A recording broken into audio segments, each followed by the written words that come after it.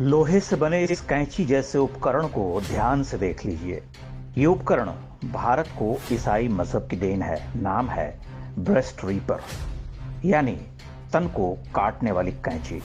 गोवा में पुर्तगाली कब्जे के दौरान वहां के चर्च ने इसका आविष्कार भारतीयों के लिए किया था।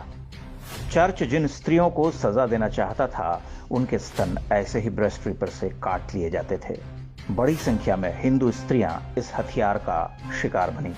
कई बार ईसाई बन चुकी महिलाओं को भी यह सजा दी जाती थी, क्योंकि उन पर संदेह होता था कि वो घर में चोरी छिपे हिंदू देवी देवताओं की पूजा करती हैं।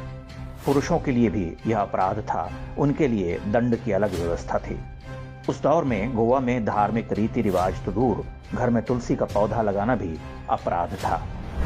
16वीं शताब्दी के आरंभ में ही गोवा पर पुर्तगालियों का अधिकार हो गया था। इसके बाद से ही स्थानीय हिंदुओं पर अत्याचार शुरू हो गए। लोगों को बलपूर्वक लालच देकर ईसाई बनाने का काम शुरू हुआ। लेकिन वर्ष 1560 में पोप के आदेश पर इंक्विजिशन की शुरुआत हुई। इंक्विजिशन एक तरह की मजहबी अदालत होती है जो उन लोगों को सजा सुनाती है जो चर्च के नियमों का पालन नहीं करते। इसे गोवा इंक्विजिशन के नाम से जानते हैं।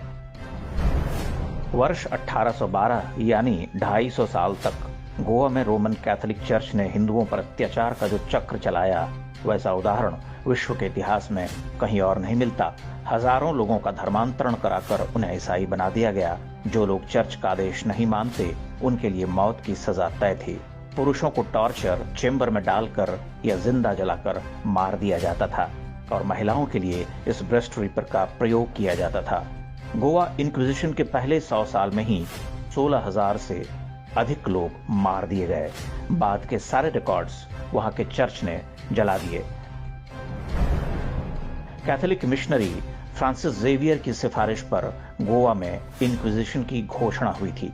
ऐसे ही शानदार कामों के लिए फ्रांसिस जेवियर को मरने के बाद संत की उपाधि दी गई। आज भारत में सेंट जेवियर्स के नाम से कई कॉलेज और दूसरी शैक्षणिक संस्थाएं चलती हैं। गोवा के एक चर्च में आज भी फ्रांसिस जेवियर का शव संरक्षित करके रखा हुआ है। गोवा घूमने जाने वाले हिंदू भी उस चर्च में जाते हैं और बिना सत्य जाने सिर झुकाते हैं।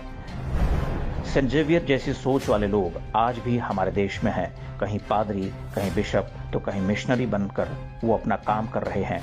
आज वही कट्टरपंथी ईसाई हम भारतीयों को मानवता, समानता और मानवाधिकार का पाठ पढ़ाते हैं। लोग गोवा इंक्विजिशन की कहानी भूल चुके हैं। स्वतंत्रता के बाद कांग्रेस की सरकारों ने स्कूली किताबों से इस अत्याचार की कहानियां लगभग पूरी तरह मिटा दी। न तो पोप न पुर्तगाल के शासकों ने कभी अपने इस पाप के लिए भारतीयों से क्षमा मांगने की आवश्यकता समझी। पूरे 250 वर्षों तक किसी धार्मिक समुदाय पर अमानवीय अत्याचारों का ऐसा कोई उदाहरण विश्व इतिहास में नहीं मिलता। यह कोई दैवीय चमत्कार ही है कि गोवा में आज भी हिंदू धर्म बचा हुआ है।